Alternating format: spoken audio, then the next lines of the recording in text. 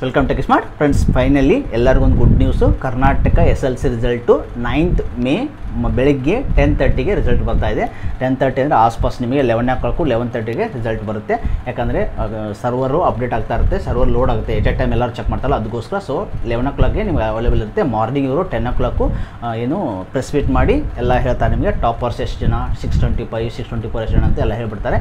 ಆಮೇಲೆ ಯಾವ್ಯಾವ್ದು ಡಿಸ್ಟಿಕ್ ಎಷ್ಟು ಪರ್ಸೆಂಟೇಜ್ ಆಗಿದೆ ಅಂತ ಹೇಳಿದ ತಕ್ಷಣ ಆನ್ಲೈನಲ್ಲಿ ಅಪ್ಡೇಟ್ ಮಾಡ್ತಾರೆ. ಸೊ ನಿಮ್ಗೆ ಅರೌಂಡು 11:30ಗೆ ರಿಸಲ್ಟು ಬರುತ್ತೆ. ಯಾವ ರೀತಿ ಚೆಕ್ ಮಾಡೋದು ಆಲ್ರೆಡಿ ಗೊತ್ತು ನಿಮಗೆ. KR.result.nsc.in ವೆಬ್ಸೈಟಲ್ಲಿ ಜಸ್ಟ್ ನೀವು ಅಲ್ಲಿ ನಿಮ್ಮದು ರೋಲ್ ನಂಬರ್ ಎಂಟರ್ ಮಾಡಿ ನಿಮ್ದು ಯಾವುದು ನಿಮ್ಮದು ಡೇಟ್ ಆಫ್ ಬರ್ತ್ ಸೆಲೆಕ್ಟ್ ಮಾಡಿ ಎಂಟರ್ ಆದ ತಕ್ಷಣ ರಿಸಲ್ಟ್ ಬರುತ್ತೆ. ಸೊ ಡೋಂಟ್ ವರಿ ಅಬೌಟ್ ಇಟ್ಟು.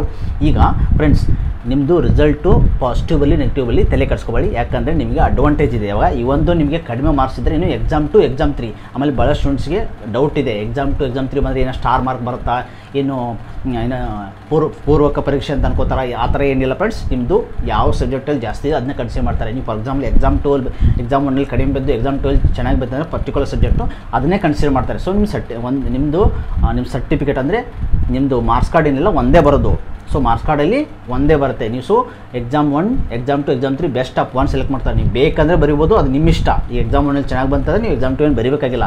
ಇನ್ ಕೇಸ್ ಕಡಿಮೆ ಬಂದರೆ ಯಾರೂ ತಲೆ ಕಟ್ಸ್ಕೊಬೇಡ. ನೀವು ಫೇಲ್ ಆದರೂ ಪರವಾಗಿಲ್ಲ, ನಿಮ್ದು ಕಡಿಮೆ ಮಾರ್ಕ್ಸ್ ಬಂದರೂ ಪರವಾಗಿಲ್ಲ, ನೀವು ಇಂಪ್ರೂವ್ ಮಾಡ್ಕೋಬೋದು ಎಕ್ಸಾಮ್ 2 ಎಕ್ಸಾಮ್ 3 ತೊಗೊಂಡು. ಸೊ ಎಲ್ಲರಿಗೂ ಆಲ್ ದ ಬೆಸ್ಟು. ನೆಕ್ಸ್ಟ್ ನಾನು ಎಕ್ಸಾಮ್ 1 ಎಕ್ಸಾಮ್ 2 ಎಕ್ಸಾಮ್ 3 ಬಗ್ಗೆ ಡೀಟೇಲಾಗಿ ವಿಡಿಯೋ ಮಾಡ್ತೀನಿ. ಅದಾದಮೇಲೆ ನಿಮಗೆ ಆಫ್ಟರ್ SLC ಏನೇನು ಕೋರ್ಸಸ್ ಇರುತ್ತೆ ಎಲ್ಲ ಅಪ್ಡೇಟ್ ಮಾಡ್ತೀನಿ. ನಮ್ಮ ಚಾನಲ್ ಸಬ್ಸ್ಕ್ರೈಬ್ ಮಾಡ್ಕೊಳ್ಳಿ.